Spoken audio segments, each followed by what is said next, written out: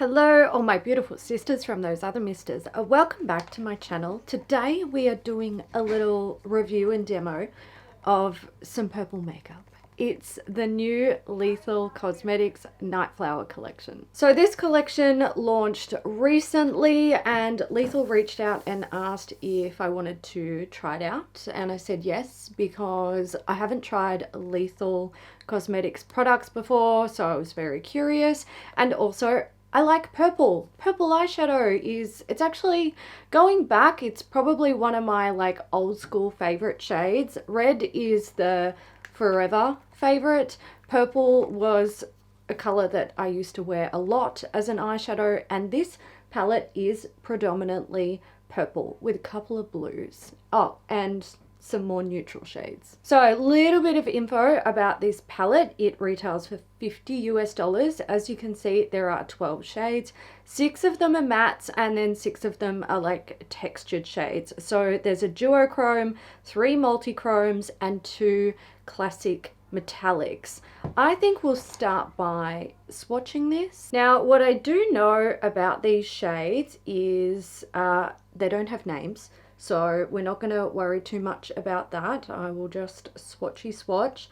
And all of the colors are new to the Lethal range. You can buy the palette as is, or if you want, you can build your own palette using some of the new shades that they've released or some of their existing shades.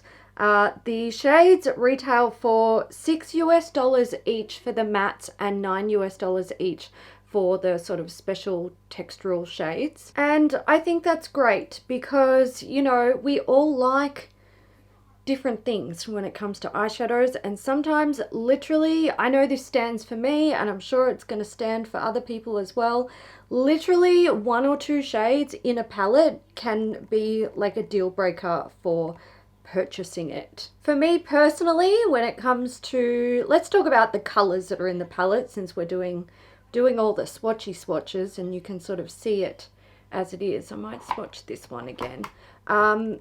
I quite like the color story. Like I said, I like purple, so I'm already it's already got me in that regard.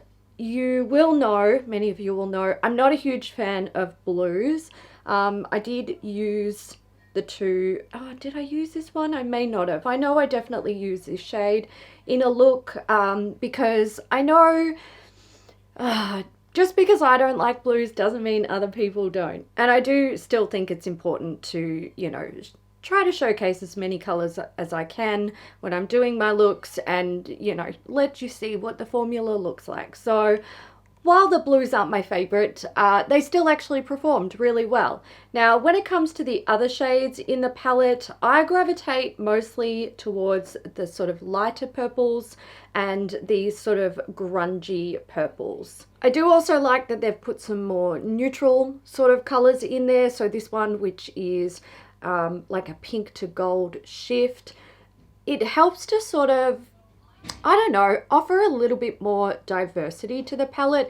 When you have a palette that is sort of like a focused color story, it can get a bit redundant with the colors that are in the palette.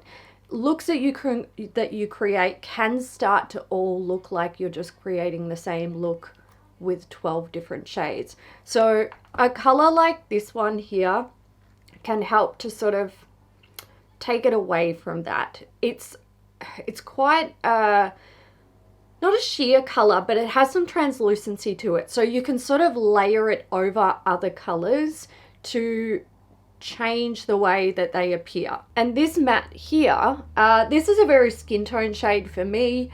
I can use it to set my eye base, so that gives you a bit of an idea of like how this works on me, but also it's quite a good shade for like helping to blend a transition shade. Now, if we look at other colors in the palette with the mattes, I'm the type of person, I like to use a matte as my transition shade.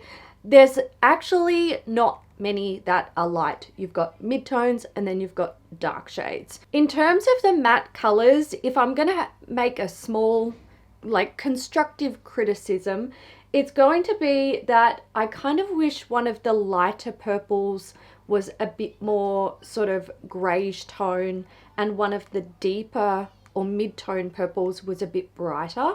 So then you had like a bright mid-tone and a sort of greyish, grungy mid-tone, and then same for the sort of lighter shades in the palette. However, if you want to create that, you can, because you do have this shade here, which helps to sort of do that. And you can also mix either one of these shades with a tiny bit of this one to make them a little bit more greyy, which is great. When it comes to the colors of like the metallics and the duochromes and the multichromes, I really like them. I even quite like this blue. It still doesn't suit me all that well. Blues just don't really suit my coloring, but it does pack a punch, and it's quite a pretty shade, and you can use just like a tiny bit of it as an accent color, and I really like that. This one here is also, I mean, we swatched it, it's here. It's a beautiful metallic rich blue shade, and the other purples that are, you know, metallics, they're gorgeous. I particularly like this shade here. So this looks like a dark purple, and then when you know, get that multi-chrome reflect, it's kind of got this mulberry shade to it. It's stunning. I love it. I feel like that's a little bit of a one and done color. Pop it all over the eyelid and it's just going to give you some dimension and complexity. Next, I want to talk about the formula. Now, when Lethal reached out and asked if I wanted to try this out, it was a hard yes, because the color story was right for me, and I was super interested in trying their formula. Another thing that I thought, you know, okay, maybe I'm going into territory where I shouldn't accept this palette, is purples are notoriously difficult to formulate, especially mattes. They have a tendency to be patchy, blend badly, not have good pigmentation, and stain, essentially. Now, I don't worry too much about staining. If, you know, that's an issue for you, I can say I haven't experienced it yet with this palette. The formula of the mattes, what I was always looking for was, is this patchy? Is the pigmentation bad? And I didn't experience that at all, and I was pleasantly surprised. I have used a lot of purple eyeshadow in my time, and a lot of them have been shit. I was also looking for how well the eyeshadows blend, and I will say I don't think these are the most easy to blend eyeshadows. They don't blend themselves, basically. I think they do sometimes require a little bit of work. Maybe also the eyeshadow primer that I'm using is a bit, you know, too grippy. I use a MAC Painterly paint pot at the moment. I do set the area where the mattes are going to go, so it makes them easier to blend. But I do think that they, you know, require a tiny bit of work. But I think that's where this shade really comes in handy, because it helps to blend out any edges that are being a bit more stubborn. I did also notice that the formula of these mattes is quite smooth and soft. There's no grittiness, which I feel like usually that's something that I actually do notice in purples. It's very smooth. You can also get kick up in the pan. I don't care about that. When it comes to the metallics or the special shades, again, like, I had a really good experience with them. I will say they are soft, and when I first looked at them, I could see they appeared to have that sort of textural finish. Like, they didn't look super firmly pressed into the pan, and they're not. So if you dig a brush in there, you can do damage to the pan, essentially. Just be gentle. I think that allows for the product to pick up quite well on a brush. I do want to point out something that I personally experienced. Now, I predominantly use natural hair brushes. Usually when I'm testing out a completely new formula to me, I play around with different types of brushes. So I will play around with synthetics and naturals to see how they compare, because sometimes there's a difference. And I have to say, I personally felt like natural hair brushes worked better, especially for these metallic shades. It seemed to pick up and place down product better. Now, when I used a synthetic brush, I still got a beautiful result. I just found that there needed to be a little bit more manipulation with how I was picking the product up and how I was applying it to the eye and layering it to get the intensity that I knew that these would offer. Also, having a good base works. You could pick them up on a wet brush. You could use a glitter glue primer. I just use MAC paint pot, like I said earlier. But like, these are packed full of pigment, essentially. Something that comes to mind is I tried to do a really subtle look with this blue, because it has this sort of like, it's got almost like there's a hint of violet with, you can't really see it, but you can see maybe a little bit of the yellowy blue or yellowy green hint that makes it a bit more turquoisey, but there is a like violet sort of sheen in there. And I thought, I wonder if I can apply this really lightly and sort of like I have here, buff it into the eyelid and bring out more of that violet shift and have it sort of shift to a really pale sort of turquoisey, greeny blue to purple. But when I applied it to the eye, which you guys would have seen at some stage in the look that I did, it was just intense pigment. I couldn't achieve anything like this on the eye unless I was doing this. And I mean, I'm not going to do that to my eyelid because I'm aging and I want to protect my skin.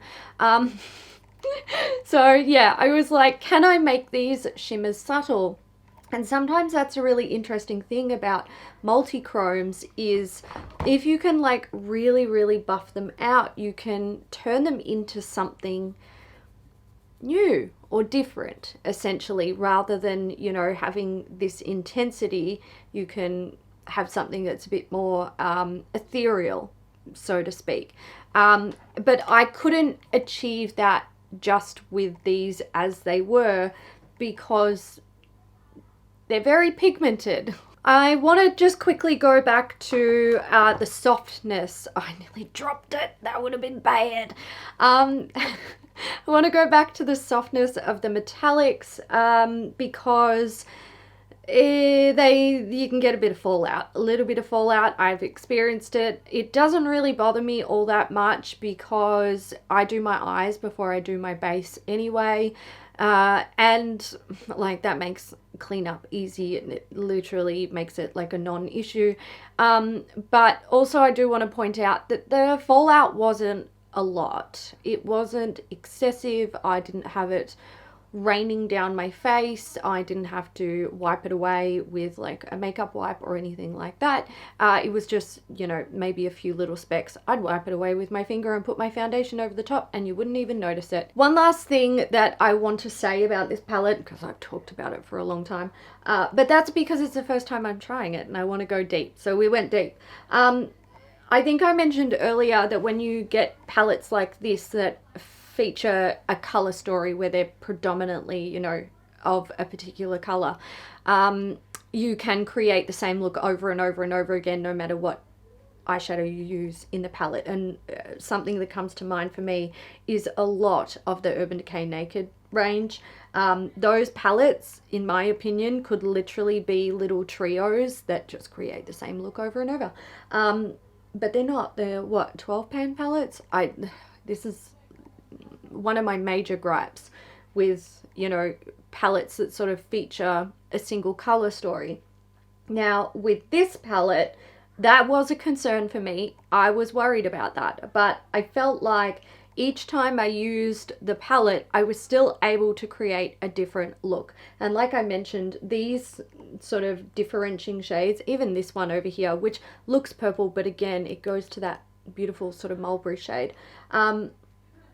It allows the palette to create purple looks, but always create different purple looks. You know, you can put similar colors together, but you can always tell that they are still different.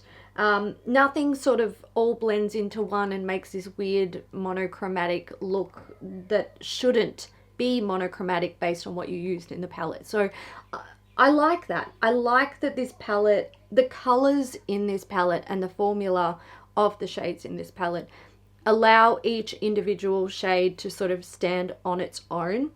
So even though you might be creating an all purple look, you can still see the differences and the nuances in the purples that are being used. So I like it. It's a good palette. What can I say? I mean, you guys know I like me a basic bitch nude palette these days, and I have for a long time. And I probably will forever because I'm becoming an old lady, a boring old lady. But I can still use a palette like this and appreciate it, and I can see that it is well thought out, and I think it works really well. Oh, and just to show you the staining issue, because I'm not going to go wash this off and then come back and show you. I can just show you what's going on my arm.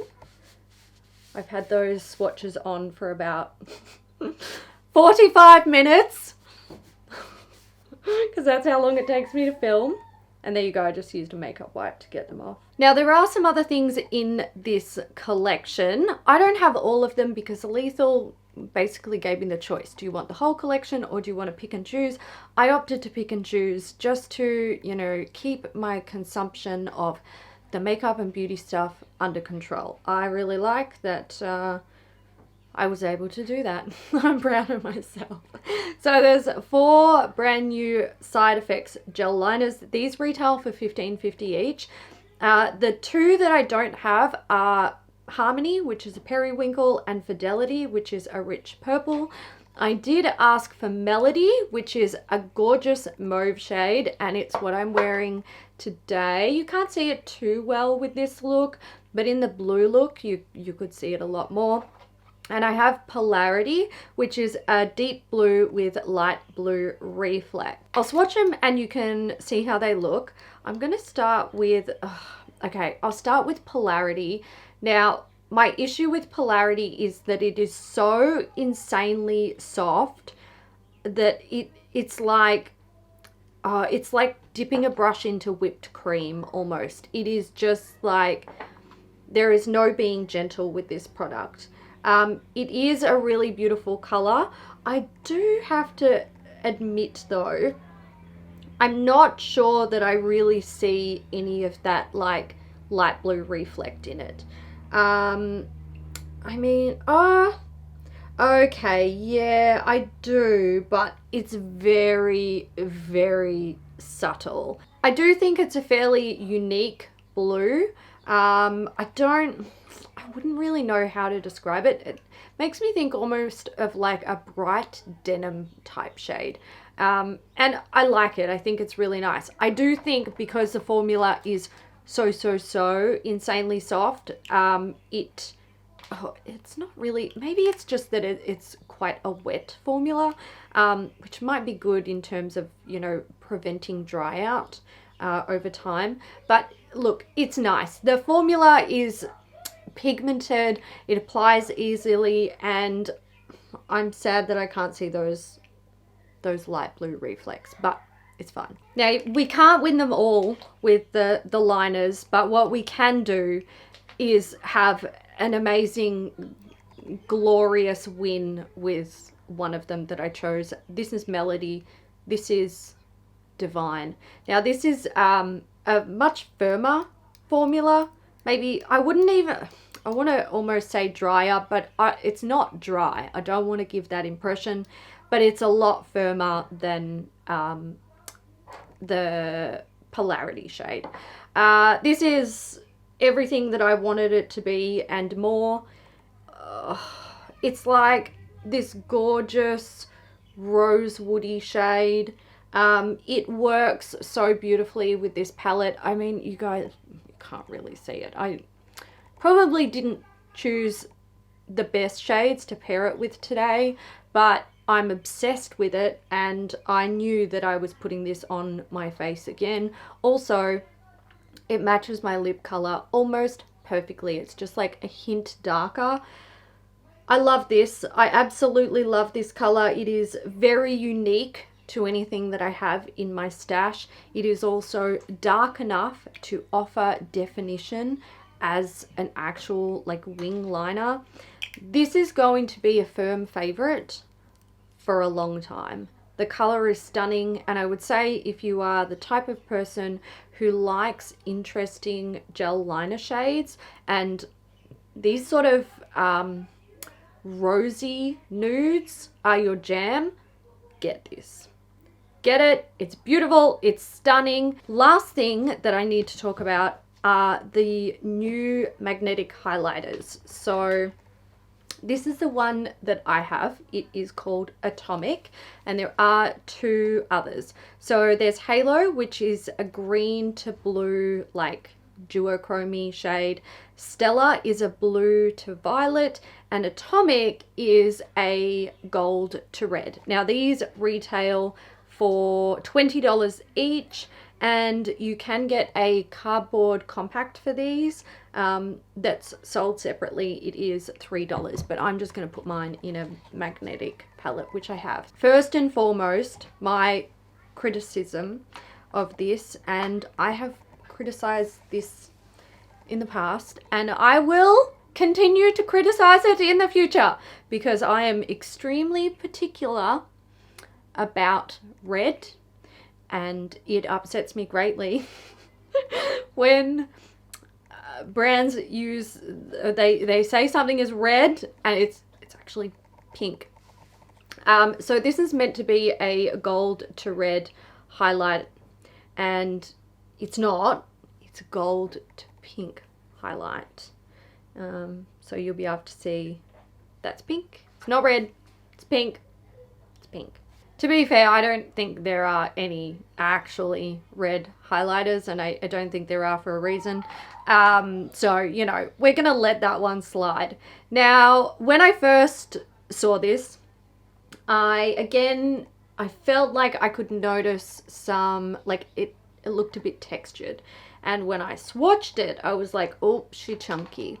And I was a bit worried that that meant this was going to be a bit weird sparkly, or it was going to look chunky on the skin.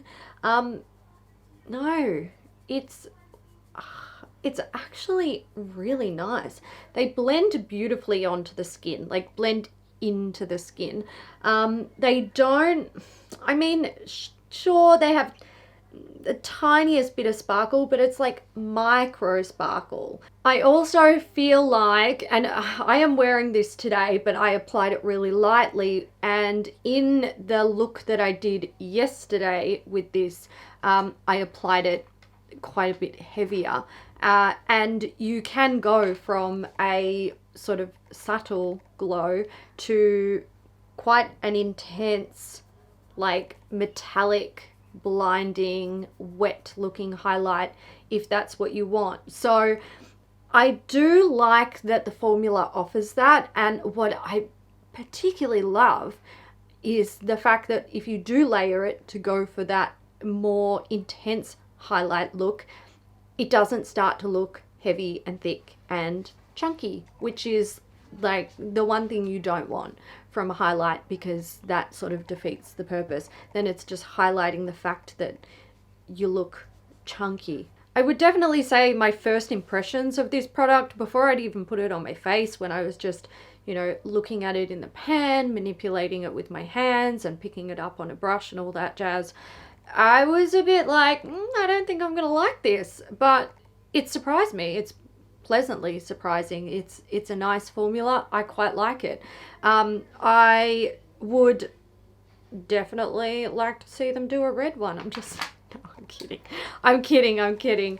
No, it is nice. I do think that the color is a little bit generic. I have these in spades, this sort of gold to pink shift color. But I mean, if they want to add it to their range, that's totally their prerogative to do. And they got the formula really spot on. So can you complain? No. So that is it for my review and demo of the Lethal Cosmetics Nightflower collection. There is a puppy here demanding my attention. Here she comes. Here she comes. Mum, let me sit in your lap.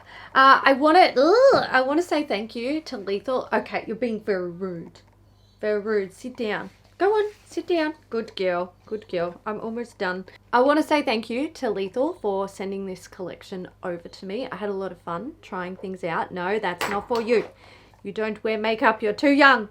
Not until you're 16. If you guys have any comments or thoughts about what you saw in this video, feel free to let me know down in the comment section. It's all yours, and I'm in there and I'm checking it out.